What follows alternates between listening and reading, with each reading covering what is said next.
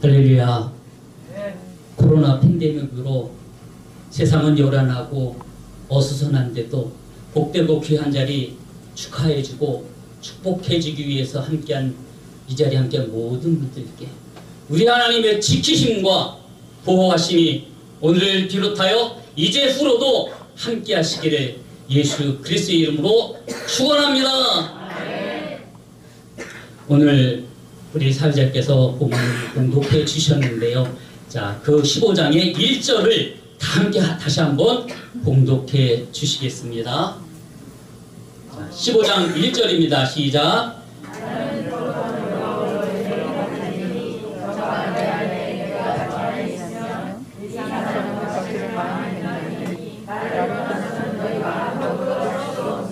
아멘. 자, 1절을 한번 다시 다 같이 봉독합니다. 같은 장이 15장 1절입니다. 시작. 아멘. 주님께서 말씀하시기를 나는 참 포도나무라 말씀하십니다. 이제 후로 주님께서 포도나무로 하실 때에는 참 포도나무라고 말씀하신 것을 전제로 하여서 말씀하시는 것임을 우리는 인지해야 합니다. 아울러서 참 포도나무라 말씀하실 때에는 그 상대적인 거짓 포도나무도 있다라는 전제가 성립이 됩니다. 광야의 척박한 이스라엘 지역에서 포도나무를 심을 때에는 그 열매를 얻기 위하여서 심습니다. 그 열매를 으깹니다. 깨뜨립니다. 짓밟습니다. 그러면 즙이 나오는데 그것을 우리는 포도즙이라 하지요. 발효시키면 포도주가 됩니다. 물이 귀한 곳에서 물을 대신할 수 있는 참으로 귀한 음료인 것입니다. 광야 같은 세상에 참 포도나무이신 우리 예수님이 그분을 통하여서 포도주를 내어 주심으로 우리로 하여금 생명을 얻게 하려 하시는 하나님의 깊은 비밀이 나는 참 포도나무요 라는 그 말씀에 담겨진 비밀의 핵심입니다. 이제 참 포도나무이신 우리 주 예수님과 친밀한 사람이 성경에 보면 참으로 많습니다. 그 중에 오늘은 베드로를 살펴보면서 이 포도나무와 우리가 과연 어떠한 연관성을 갖고 있는지를 살펴보고자 합니다. 베드로는 가이사랴 빌립보에서의 신앙 고백을 통해서 주님께 크게 칭찬을 받습니다. 주는 그리스도시요 살아계신 하나님의 아들이십니다. 아멘입니다. 신구약 전체를 통틀어서 사도 베드로가 가장 먼저 예수님의 정체를 깨달았고 그 고백을 했습니다. 그래서 베드로가 크게 칭찬을 받았던 사실입니다. 베드로는 이 칭찬을 받으며 반석이라는 이름을 부여받고 그 이름 위에 교회를 세우리라는 큰 복된 약속을 받습니다. 우리가 여기서 깊게 생각해야 될 것은 베드로 그 인간 자체에 대해서 복을 주신 것이 아니라 베드로가 고백한 신앙 고백, 주는 그리스도시요 살아계신 하나님의 아들이라는 이 고백 위에 교회가 세워진다라는 사실입니다. 아멘입니다. 그 누구도 깨달은 자가 없었습니다. 예수님께서 어느 날 제자들을 불러 말씀하십니다. 사람들이 나를 누구라 하더냐? 세례요한이라 합니다. 엘리야라 합니다. 아니면 어느 선지자 중에 한 명이라 하더이다. 이 말은 그 당시에 사람들은 제자들조차도 예수님의 정체에 대해서 오해하고 있었다라는 방증입니다. 그러한 시절에 베드로가 한 고백이기에 능히 가히 칭찬받을 만하다는 것이지요. 베드로는 눈으로 보이는 인간 예수를 인간 예수로 보지 않고 하나님의 아들로 본 것입니다. 이것이 귀한 눈이요 복된 눈인 것이지요. 저와 여러분들이 그 차원에 들어갈 때에 우리는 주님과 더 깊은 친밀한 교제를 나눌 수 있게 되는 것입니다. 칭찬받은 베드로가 얼마지 않아서 이제는 어떻게 합니까? 책망을 받습니다. 사단아, 내 뒤로 물러와라. 아니, 금방 전까지 칭찬하신 주님이 베드로를 책망합니다. 이것은 무슨 말입니까? 베드로의 내면에 예수의 길을 가로막는 사단이 틈탔다라는 얘기인 것입니다. 하와에게 틈탔던 사단 마귀가, 가룟 유다에게 틈탔던 사단 마귀가 또다시 베드로에게도 틈탔다라는 것입니다. 주님은 이때 용납치 않으시고 책망하십니다. 그리고 베드로를 일깨우십니다. 저 여러분들은 지금도 주님께서 우리를 책망하실 때에 그 책망에 귀 기울일 줄 알아야 합니다. 그래서 듣는 귀, 깨달을 수 있는 은혜가 우리에겐 참으로 필요하고 복되고 중요한 것입니다. 아울러서 우리가 여기서 베드로의 신앙 고백에 짚어볼 필요가 있죠. 베드로의 신앙 고백은 스스로 한 고백이 아니라는 것입니다. 아니, 주님께서 칭찬하셨는데 스스로 한 고백이 아니라뇨? 맞습니다. 베드로의 고백은 성령의 역사로, 성령의 은혜로 한 고백이지 그가 스스로 깨닫고 한 고백이 아닙니다. 그래서 베드로는 연단을 받아야 했던 것입니다. 아브라함과 사라가 하나님께서 말씀하십니다. 어느 날 내년 이맘때에 내게 아들이 있을 것이라. 그러나 불신의 미소를 짓고 맙니다. 그 불신의 미소 때문에 결국은 아들 이삭을 번제로 드려야 하는 불같은 연단을 받아야 했고, 그것을 통과하고 나서야 하나님 뭐라 말씀하세요? 이제야 내가 나를 경외하는 줄 아노라.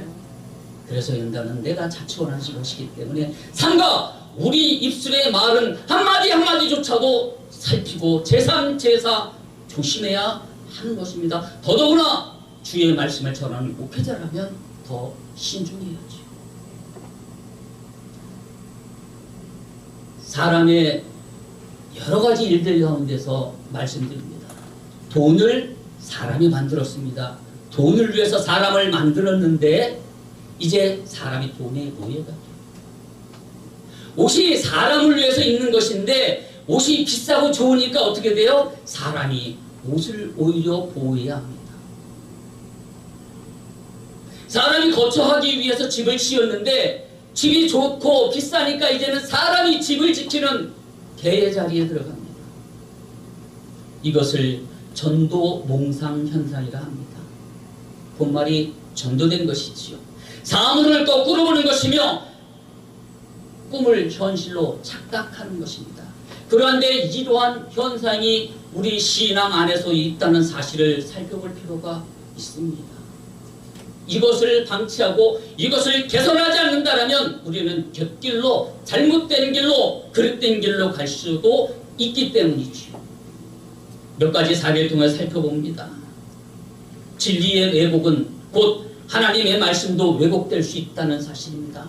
하나님의 말씀도 변질될 수 있습니다. 우리가 하는 것이 아니라 사단 마귀가 그렇게 하는데 우리가 용납하면 그것이 된다는 사실입니다. 주님께서 베드로를 책망하셨습니다.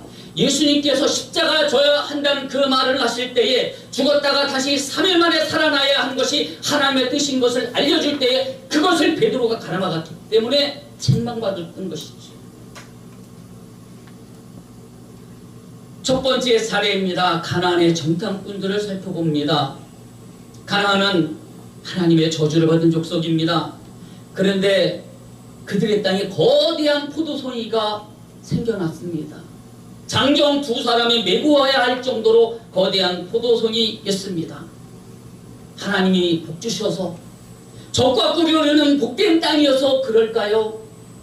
그렇다면 그들이 가져온 무화과도, 그들이 가져온 석류도 거대했어야 합니다. 그러나 석류와 무화과는 일반이었습니다. 오로지 포도송이만 거대했습니다. 이것이 상징하는 것은 무엇입니까? 가나안 족속은 하나님을 대적하는 족속이었습니다. 그들은 하나님의 창조 질서를 깨뜨려서 이종교회를 통하여서 거대한 포도송이를 만들었다는 것입니다.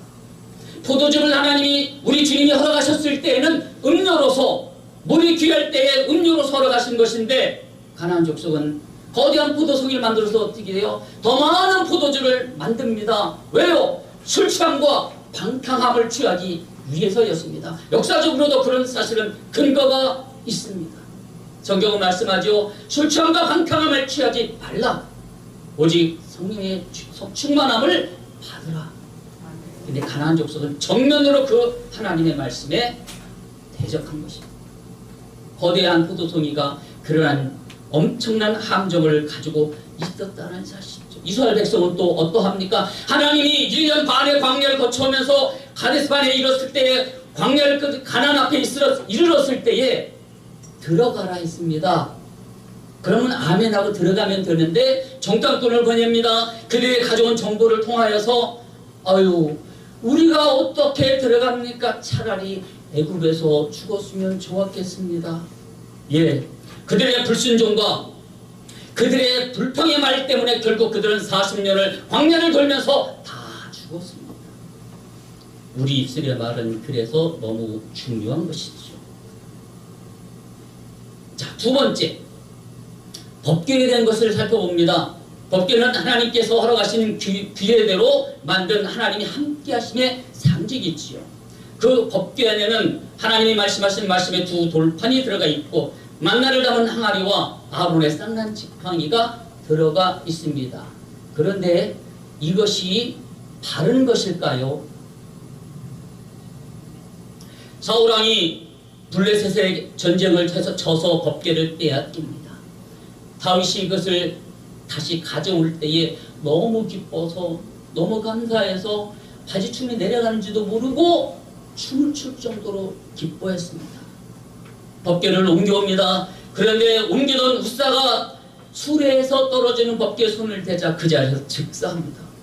다윗은 무서워서 석 달을 가져오지 못하고 두려워했습니다.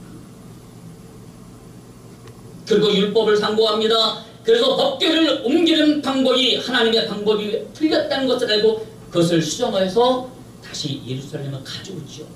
근데 다윗이 그때에 부분적으로 수정했기에 말씀에 어그러진 것을 부분적으로 수정했기에 다윗은 연단을 받게 됩니다. 무슨 말씀이냐고요?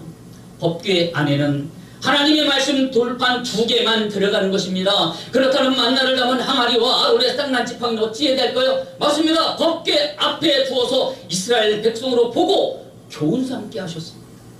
그런데 사람의 편의에 의해서 어느 순간인가 만나를 담은 항아리도 법궤 안으로 들어가고 아론의 쌍난 지팡이도 법궤 안으로 들어갑니다.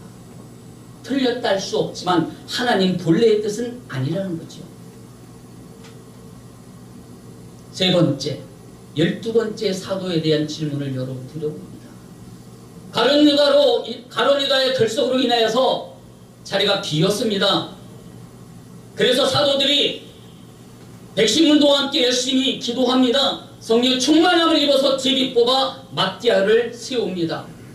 그러나 성경을 상고해 보세요. 하나님이 그렇게 하라 명하시지 않았습니다.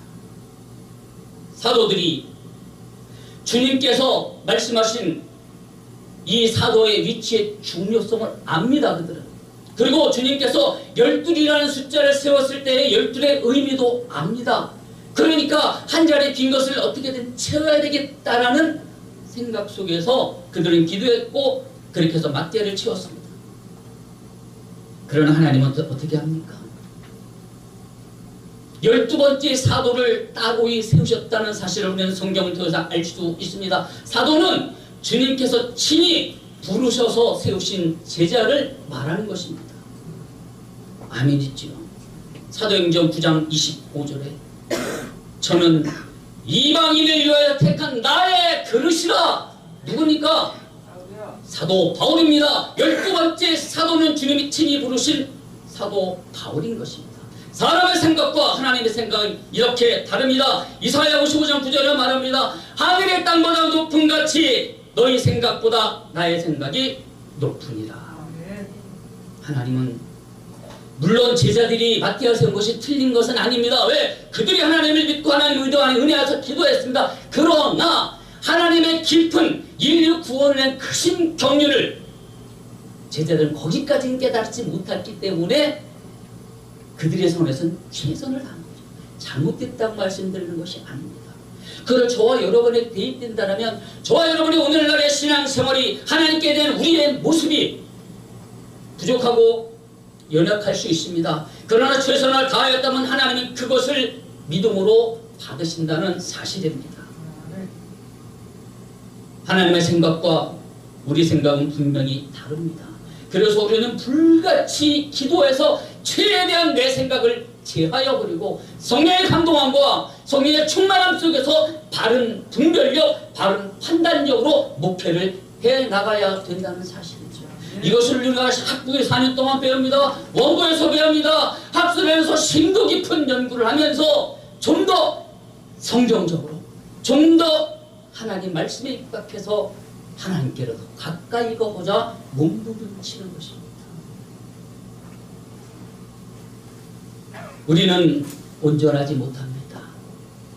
그래서 온전을 향하여 날마다 성장하여 나아갑니다. 그러므로 내가 깨달은 진리의 비밀을 강요하거나 주장해서는 안 됩니다. 왜냐하면 그것은 지극히 주관적이기 때문에. 사도들은 그래서 어떻게 지혜롭게 행했습니까?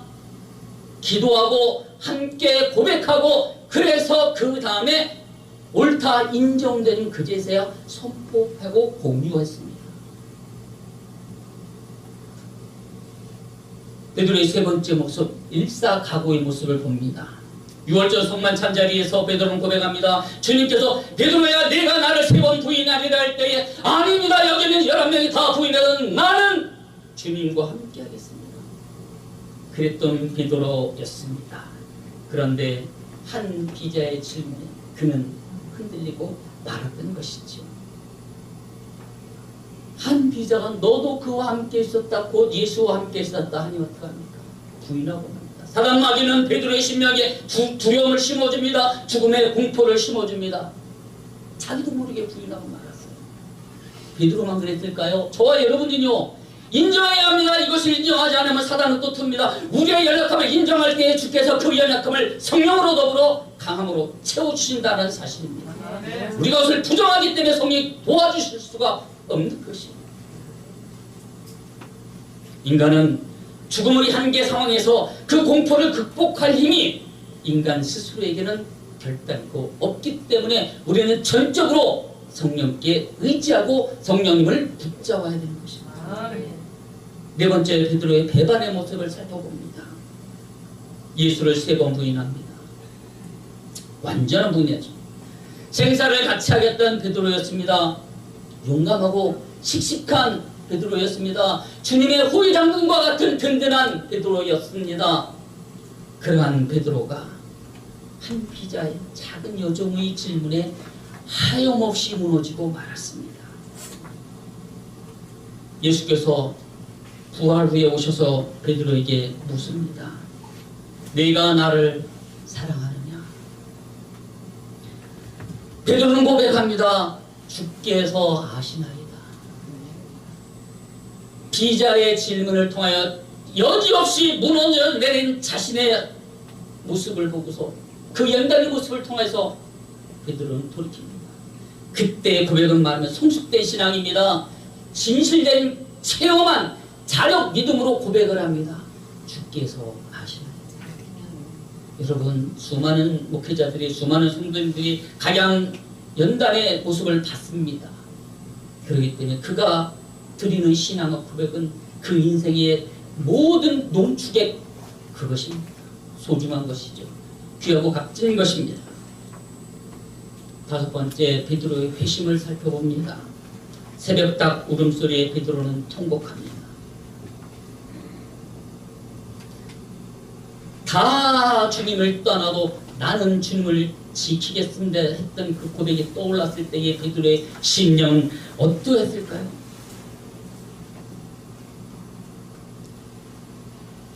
닭 울음소리는 여명을 예고합니다. 수탉이 올 때에 자연법칙 속에서 어둠이 물러가고 여명이 터오며 동력에서는 찬란한 태양이 떠오르는 것이 자연법칙입니다. 베드로를 통곡시킨 닭 울음소리는 예루살렘 어느 집에서 울리는 울음소리에 그쳤을까요? 아니요. 베드로를 깨우는, 베드로를 살리는 영적인 음성이었다는 사실을 우리는 깊이 생각해야 합니다. 하나님은 나귀 입을 열어서도 하나님의 말씀을 전하시며 베드로에게는 닭 울음소리를 통해서 하나님의 뜻을, 하나님의 마음을 전해주셨다는 것입니다. 베드로는 이제 고백합니다. 우리에게도 확실한 예언이 있어 어두운 데 비치는 등불과 같으니 날이 밝아 샛별이 너희 마음에 떠오르기까지. 베드로의 심령에 이제 샛별이 떠오른 것입니다. 계시록에서 말씀하는 샛별은 곧 새벽별은 예수 그리스도를 상징하죠. 그가 주는 그리스도시요 살아계신 하나님의 아들입니다 하는 진정한 고백을 이제는 베드로는 할 수 있게 된 것입니다. 그리고 말하지요. 성경을 사사로이 풀어서는 안 된다. 베드로전서 1장 19절 이하에 말씀합니다. 이 말은 베드로의 모든 삶이 녹아있는 귀한 말씀인 것입니다. 결론을 맺습니다. 부활하신 예수님을 만난 베드로는 고백합니다. 주께서 아시나이다. 앞에서 말씀드렸듯이 이 신앙 고백은 베드로의 심령 깊은 곳에서 솟아나오는 체험을 통한 자력 믿음 고백인 것입니다. 앞서 한 고백은 가이사랴 빌립보에서의 고백은 성령의 은혜요 성령의 역사 속에서 예수 그리스도의 비밀을 알리기 위하였다라면, 부활하신 주님을 만난 후에 베드로의 고백은 스스로 깨닫고 스스로 믿는 믿음에서 할 수 있었다는 사실입니다. 왜요? 이제는 참 포도나무이신 예수님의 비밀을 깨달았습니다. 왜 예수를 따라 알지는도 깨달았습니다. 그래서 그도 또한 스승과 같이 으깨어지고 짓이겨지는 그 고난의 길, 인간의 모습으로만 고단하지만 그 길을 갑니다. 베드로만 그랬을까요, 여러분? 도마는요? 베드로는 닭소리만 들었어도 아마 주님을 생각했을 거예요. 도마는요? 날마다 자기 손을 만지고 사람을 만날 때마다 악수할 때마다 그 손을 보고 자기 옆구리를 만질 때마다 얼마나 주님 하신 말씀이 떠올랐겠어요. 그에게 그거는 날마다 자신을 성찰하는 귀한 계기였을 것입니다. 바울은요? 얼마나 육체의 가시가 고단하고 힘들었으면 3번이나 간절히 하나님께 기도합니다. 이 가시를 제하여 주옵소서. 그때 주님 하신 말씀, 내 은혜가 내게 족하도다. 그러면 이제 바울은 어떠했을까요? 가시는 여전히 자기 몸을 존재합니다. 그러나 어디까지는 그것이 나를 고통스럽고 힘들게 하는 것이었지만 주님의 음성을 듣고 난 이후에는 그 가시가 내게 주님의 은혜를 되새기고 하나님의 사랑을 되새길 수 있는 귀한 복된 도구로 바뀌어졌다는 얘기예요. 눈에 보이는 현상은 변하지 않았지만 그 심령 속에서 그것을 어떻게 다스리고 지배하느냐에 따라서 전혀 다른 현상이 펼쳐지더라는 얘기죠. 우리 삶의 현장에 있어서 나를 힘들게 하는 것이 있습니까? 나를 고단하게 하는 것이 있습니까? 나를 부끄럽고 약하게 하는 것이 있습니까? 그것은 주께서 나를 만나는 접촉점이요 주님이 나와 만나기를 원하시는 사랑이 러브레터라는 것을 기억하시기 바랍니다. 내가 내 자신을 아끼고 사랑하는 것보다 우리 주님이 나를 아끼고 사랑하시는 것은 말할 수 없다고 성경은 말합니다. 하늘을 두루마기 삼아도 다 기록할 수 없다고 말씀하실 정도로 저와 여러분을 아끼고 사랑하십니다. 이것을 기억하시기 바랍니다. 다 함께 눈을 감아주시기를 부탁드립니다.